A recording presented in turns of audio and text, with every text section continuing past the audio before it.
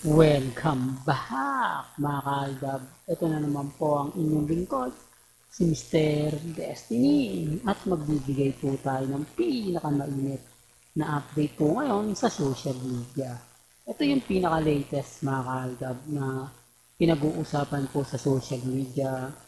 Yung mga nagko-komento, yung mga galit na galit, yung mga nagsasabi na, hindi, Mr. Destiny, kumbaga puro ka fake news, puro ka paasa.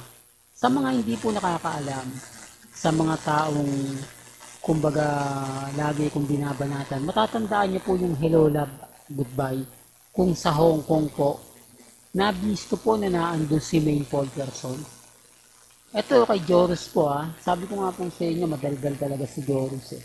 Ito kasi yung panahon na si Catherine di po ba at si Daniel may relasyon. Nabisto niya si Alden at sinabi nga po niya na kumbaga dalawang pares daw po ang biniling sapatos ni Alden. O dalawang pares lang yun, Mr. Destiny, normal yun. Ibig sabihin ng dalawang pares sa mag-asawa. Di po ba kasi bumili si Jeffrey Tan, dalawang pares din. Tapos siya bumili ng dalawang pares din. Tapos sinabayan niya si Alden, bumili rin ng dalawang pares eh. Oh, baka sabihin nyo, issue, may video po yun, mga kaaldab. Kaya lang, hindi ko na po makita eh, sa dami po ng in-upload natin. Alam ko ito, sa mga Aldab Nation, alam po nila yan. Sa mga Alden fanatics, lalong-lalo na po, alam na alam po nila yan kasi updated po sila. Pero syempre, sasabihin nila sa akin, na hindi naman kay ano yun eh. Kumbaga, para kay Sanya Lopez yun. Yun yung mga panahon na balik ko lang yan yung mga panahon po mga kaaldab na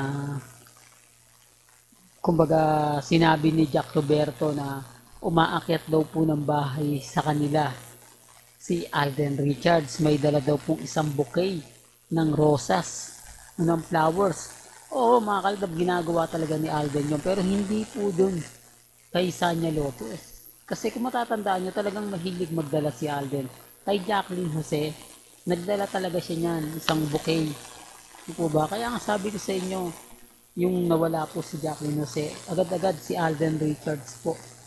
Ang, kumbaga, yung tipong nasa dulo ng dila natin, mga kaaldabe, yung tipong nagkaroon ng ng mga bagay-bagay, di po ba? Na naalala ni Al. Kaya ang sabi ko sa inyo, si Mr. Destiny, marami po tayong alam. Marami po tayong, kumbaga, napapanood, nakikita, na hindi po nila alam. Di po ba? Gaya po ngayon si Mengay. Nasaan kaya si Maine Polkerson? Di ba? Siyempre, kaya nga po sinabi ko na pumunta ng Hong Kong si Mengay. Eh, siyempre, pupunta rin po talaga yan ng Mindanao. Oops, issue na naman yan, Mr. Destiny. Bakit may ebidensya ka ba? Nakita mo bang sa airport umalis yan? Nakita mo bang nagbalot yan? Ito lang ang tanong. Nakita niyo po ba si Mengay sa District 1? May pa-Halloween party si Congressman Arjo Atayde sa District 1. Oo. Baka hindi po nila alam yan. Punta po kayo sa page. Nagpo-promote na po si Mr. Destiny. Doon makikita niyo po yung mga komento. Kaya lang sasabihin nyo, ako, anong mga nagko-komento lang naman yung mga Aldab Nation. Yung sinasabi nilang, bakit wala si Congress Mengay? Bakit hindi man lang na binibigyan ng suporta si Mengay? Siya yung first lady ng Quezon City, puro kayo Aldab. Yun lang po yung masakit doon. Kapag tayo, pag ako, pag may mga ganong komento po, sinisisi po sa atin. Kapag may mga ganong senaryo, Aldab daw po yung may gawa. Natatawa naman po. Ba't ganoon mga kaaldab? Tayo lagi may kasalanan. Tayo lagi yung nasisisi. Tayo lagi yung napuputukan. Tayo lagi yung, kumbaga, na bibigwan ng mga bagay-bagay na, alam niyo na, di po ba? Kaya nga sabi ko sa inyo, remind lang o kumbaga kampante lang. Kasi darating naman po yung point na tayo pa rin naman po yung bagi. Tayo rin naman po yung panalo. Di po ba? Sa ngayon, kumbaga updated lang po tayo. Sa ngayon, Kumbaga, may mga bagay-bagay na lagi kong pinapaliwanag, lagi kong sinasabi. Lalo na nga po kapag ako po yung nagbibigay ng balita, di po ba? Tama naman po yung sinasabi ko eh. Tama naman po yung mga pinapahayag nila. Kaya lang, ayaw po nilang intindihin at unawain. Bakit wala si Maine? Bakit walang update si Maine? Ba't hindi siya madalas sumama kay Congressman Arjo?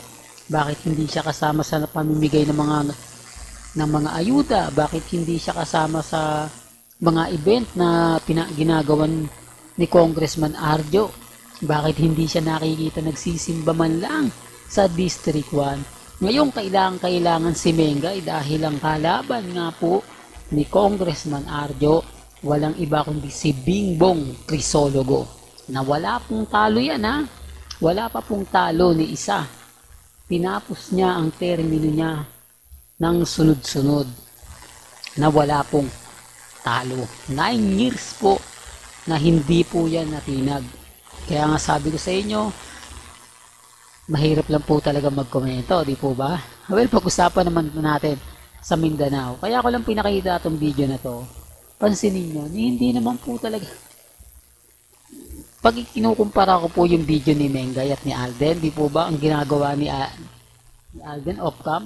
Pinupunasan niya yung mukha ni Mengay, kung ano yung ginagawa niya, di po ba? Lagi siya nakaakbay, lagi siya nakasakay. Tapos si Maine, ganun din, sasakyan si Alden, hawak kamay. Dito, nakita niyo po bang hawak ni Alden yung kamay? Nakita niyo po ba naglalakad na hawak? Hindi nga po maakbayan ni Alden eh. Gaya ng pag-akbay niya kay Maine. Oh, di po ba? Kasi nga po may magagalit. Kasi nga po, hindi po pwedeng gawin ni Alden yung ginagawa niya kay Maine. Hindi po ba? Kay Maine niya lang ginawa yun, hindi pwede kay Catherine.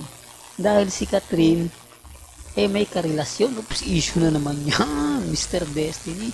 Nanliligaw pa lang sa kanya yung mayor. At yung dating boyfriend naman ni Bea Alonso, magkaibigan lang sila. Di po ba? Yan naman po wala naman po problema. Di po ba? Kaya nga sabi ko sa inyo, pansinin nyo lang yung mga ina-upload kong video nila Mengay at ni Alden. Off-cam at on-cam. Kayo na po bahala mag-react at mag-komento. Panoorin nyo lang para malaman ninyo, di po ba?